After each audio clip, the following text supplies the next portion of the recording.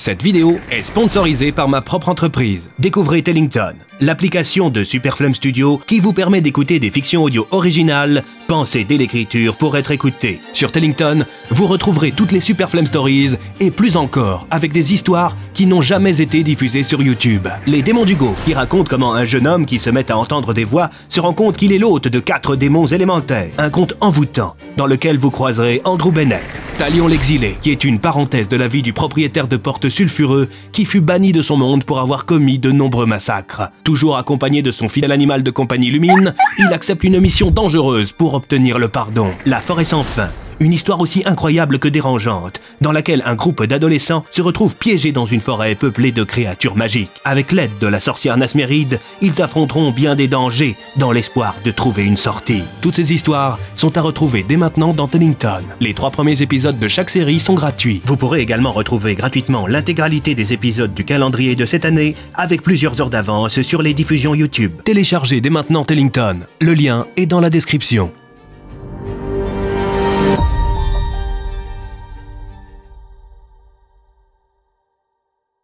Bonjour à tous, je suis content de vous revoir.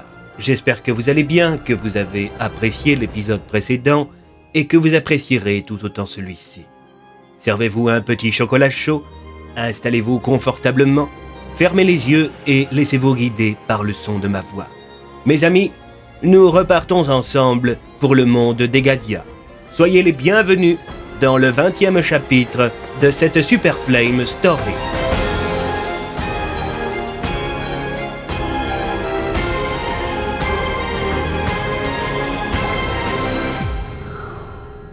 La 5e porte, chapitre 20, 20 décembre. Au sein du groupe, la proposition de Cornelius de faire appel à Jalnar Plume d'Or faisait débat. Alias et Camélia émettaient de vives réserves. On ne doit pas prendre le risque de demander de l'aide à ce traître infâme, s'exclama la vieille propriétaire de porte. Je pense que Camélia a raison, reprit Alias. Vu le CV du bonhomme, je doute que l'on puisse lui accorder la moindre confiance. L'inspecteur Bloom reprit. D'après Andrew, il ne reste que quelques jours à peine pour sauver Marmottin. Si faire appel à Jalnar est la seule option, c'est celle que nous devons choisir. Si cet homme échappe à notre contrôle, poursuivit Camélia, qui sait ce qu'il fera? C'est beaucoup trop dangereux. Andrew eut alors une idée. Nous devons simplement nous assurer de l'entière collaboration de Jalnar. Que nous l'aimions ou pas, s'il est contraint d'agir dans notre intérêt, les problèmes que soulèvent Camélia et Alias n'ont plus lieu d'être. Effectivement, ponctua Tassier. Nous n'aurons qu'à lui faire signer une promesse magique, déclara Cornelius. Oui, mais s'il est immortel, ne risque-t-il pas de pouvoir se jouer de nous, quitte à ne pas respecter la promesse? Il suffit qu'en échange de son aide, il obtienne quelque chose qu'il désire, répondit Cornelius en regardant Camélia. La vieille femme se tassa sur son siège, avant de faire la moue. Et peut-on savoir ce que désire ce demi-dieu, si l'on peut le qualifier comme tel? Demanda Tassier. Sa femme, répondit Cornelius. Elle n'est pas morte? Demanda Andrew. Je croyais que Jalnar avait plus de 1000 ans. Son épouse n'est pas une mortelle, répondit Cornelius. Même si elle a l'apparence d'une femme, c'est une créature magique. Non seulement tu veux que nous libérions Jalnar, mais tu veux aussi libérer Lexeria. C'est du grand n'importe quoi, Cornelius. Réfléchis un peu, Camélia. Si Jalnar a rasé la cité ancienne de Rololoim à l'aide de Salmar, c'était parce qu'il croyait à tort que Lexeria avait été enlevée par le roi Jaal. Il est prêt à tout pour sa bien-aimée. C'est le meilleur moyen de pression que nous ayons. Bon, et en admettant que l'on parte sur ce plan, comment est-ce qu'on va retrouver Lexeria? Demanda Emily. Eh bien, figurez-vous qu'il y a une personne à cette table qui est parvenue à retrouver et capturer Lexeria. Qui donc? Demanda Fonk. Oswald, répondit Cornelius, tandis que le vieux propriétaire de porte se pointait lui-même du doigt en souriant. Hé hé, de la magie! S'exclama l'ancien propriétaire de porte. Attendez, reprit Tassier. Vous êtes en train de nous dire que Oswald, notre Oswald, a capturé la femme d'un demi-dieu millénaire? Oui, répondit Cornelius. À l'époque, Oswald n'avait même pas encore de barbe. Tu te souviens de cette époque, mon vieux? Ravioli! Bon, c'est bien sympa tout ça, hein, Mais il en a fait quoi de l'Exeria? Demanda l'inspecteur Bloom. Oswald sourit. Il se mit à prononcer des mots en langue ancienne. L'Exeria esceto en mi arcae d'ora. Qu'est-ce qu'il a dit? Demanda Fonk. Il a dit que l'Exeria était dans son ancienne porte. Déclara Rico en regardant Andrew. Il a dû l'enfermer dans un bouquin. L'homme à l'étrange porte reprit. Attendez, mais c'est moi qui possède maintenant la porte d'Oswald. Cornelius afficha un air satisfait. Vous voyez où je veux en venir maintenant? Donc, si je résume le plan, Poursuivit Alias. on retrouve le livre dans lequel est enfermé l'Exeria et on fait signer une promesse magique à Jalnar pour qu'il nous aide à contenir l'anomalie. Ce en échange de quoi on lui rend sa femme? Ouais. Enfin, on les met ensemble en prison, quoi. Déclara Tassier. Pendant ce temps, à l'autre bout du continent, dans la prestigieuse cité d'Imperia, où réside l'empereur Richard de Rockwell, deux hommes attendaient patiemment dans une salle d'attente. Va-t-on devoir attendre encore longtemps pour être reçu par l'empereur? Demanda Contumace, en regardant le lettré qui gardait les lieux, assis en face d'un somptueux bureau. Contumace n'eut pour seule réponse qu'un regard dédaigneux. Maudit lettré, ces gens pètent plus haut que leur cul, ma parole. Grommela Contumace. Vous devriez mesurer vos propos, monsieur. Ici, nous ne sommes personne. Oh, ne commencez pas à faire chier, Talbot. Nous n'avons jamais été aussi près du but. Grâce aux informations que nous avons à disposition, nous serons dans les petits papiers de monsieur de Rockwell, et plus rien ne pourra nous arrêter. Oui, peut-être, mais moi je n'aime pas ce monde. J'ai hâte de retourner sur Terre. Et Gadia regorge d'opportunités pour la DPA, Talbot. Il est là, le charme de ce monde. Imaginez tout ce que nous pourrons faire avec la puissance des Rockwelliens derrière nous. C'est un monde des possibles qui se dessine. Quelques minutes passèrent, et bientôt la porte du bureau de l'empereur s'ouvrit. En sortit un homme, portant un uniforme extrêmement prestigieux. « L'entretien s'est-il bien passé, général Rotarmin ?» demanda le lettré. Il fut bref et efficace, comme à chaque fois, lettré Andramin. « J'en suis fort aise, monsieur. Un bon retour à Port-Noble. » lança le lettré, tandis que Contumace et Talbot dévisageaient le puissant général. « Qui sont ces gens ?» demanda Rotarmin. « Deux personnes qui ont fait des pieds et des mains pour obtenir un rendez-vous avec sa sérénité. Je crois savoir qu'ils ont fait le tour des salons feutrés et flatté bien des égaux pour obtenir audience. » Eh bien, l'on peut dire que ces messieurs sont motivés. Contumace se leva et se mit à faire des courbettes, sous le regard réprobateur de Talbot.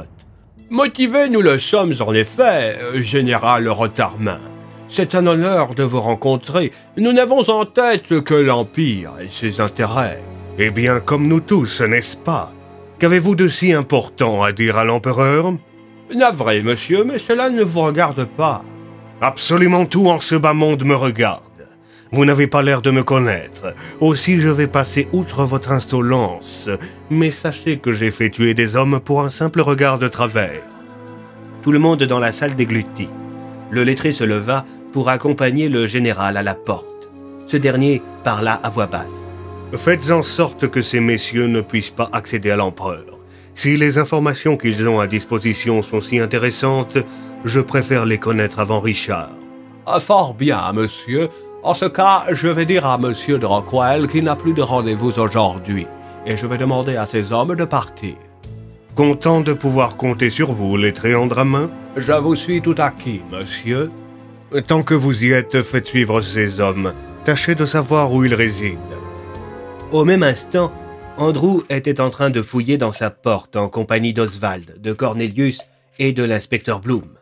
Il cherchait désespérément le livre magique dans lequel avait été enfermé l'Exeria.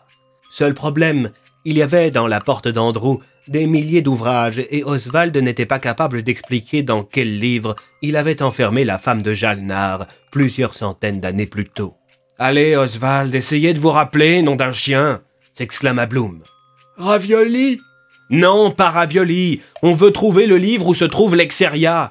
Vous comprenez ce que je dis ou pas ?»« Ravioli !» Oh, sans déconner, Oswald. Il y a même pas 10 minutes, vous nous disiez en langue ancienne qu'il était dans cette porte et maintenant vous recommencez à radoter. Peut-être qu'en lui demandant en langue ancienne, il comprendra mieux, proposa Rico. Cornelius hocha les épaules. Je vais essayer. Oswald, impere aiuta me os fint lebro. Ravioli? Net ravioli, lebron valalaim. Che lebro? Lexeria lebro. Lexeria lebro? Ie, lexeria lebro. Lexeria lebro. Lexeria. Lexeria exascent trade king. Qu'est-ce qu'il a dit? Demanda l'inspecteur Bloom. Il a dit Lexeria 635. Commenta Rico. Qu'est-ce que ça veut dire? Demanda Bennett. Soudain, l'inspecteur Bloom eut une sorte d'illumination. Il se mit à tourner sur lui-même. Il se précipita ensuite vers une des bibliothèques et en sortit un livre à la couverture rouge. L'ouvrage était entouré de chaînes dorées. 635. 635. Pour 6e bibliothèque, 3e rangée, 5e livre. Quand Oswald entendit les dires de l'inspecteur, il se mit à applaudir. Lexeria lebro. Andrew, Bloom, Cornelius et Oswald sortirent ensuite de la porte de Bennett avec le livre. Entre-temps, les autres avaient été rejoints par Talion. J'aurais aimé être consulté avant que vous ne décidiez de prendre le risque de libérer Jalnar. Désolé, Talion, déclara Andrew, mais le temps presse. Si Andrew est partant, je le suis également. Mais je vous préviens, au moindre faux pas de Jalnar, je n'hésiterai pas à déployer toute la puissance dont je dispose pour l'empêcher de nuire, quitte à tuer certains d'entre vous. Allons, Talion, vous abusez un peu là, non? Demanda Tassier. Pas le moins du monde, commissaire, et Jalnar est extrêmement dangereux. Je vous apprécie tous énormément, vraiment. Mais si d'aventure il échappe à notre contrôle, ce sera une catastrophe. Alors je vous le dis tout net, je suis prêt à laisser Marmottin brûler à la moindre entourloupe. C'est ce qu'on appelle des menaces à peine voilées, commenta Alias. Ce ne sont pas des menaces, Alias, juste un avertissement. Je suis particulièrement opposé à l'option Jalnar.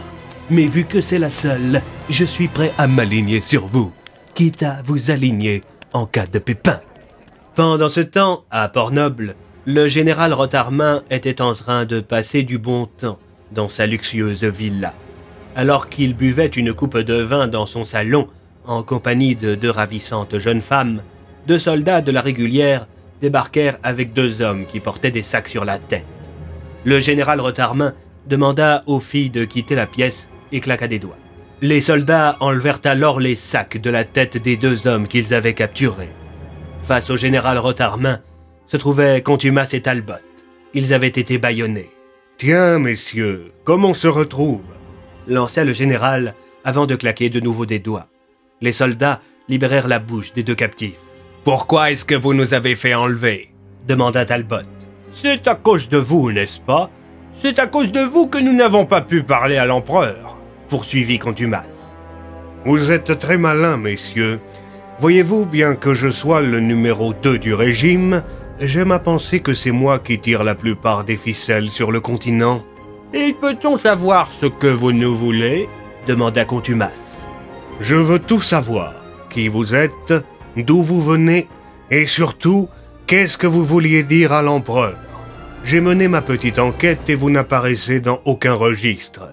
Je trouve également particulièrement curieux qu'en l'espace de quelques semaines à peine vous soyez parvenus à fricoter avec toute l'aristocratie impériale. Vous m'intriguez, messieurs.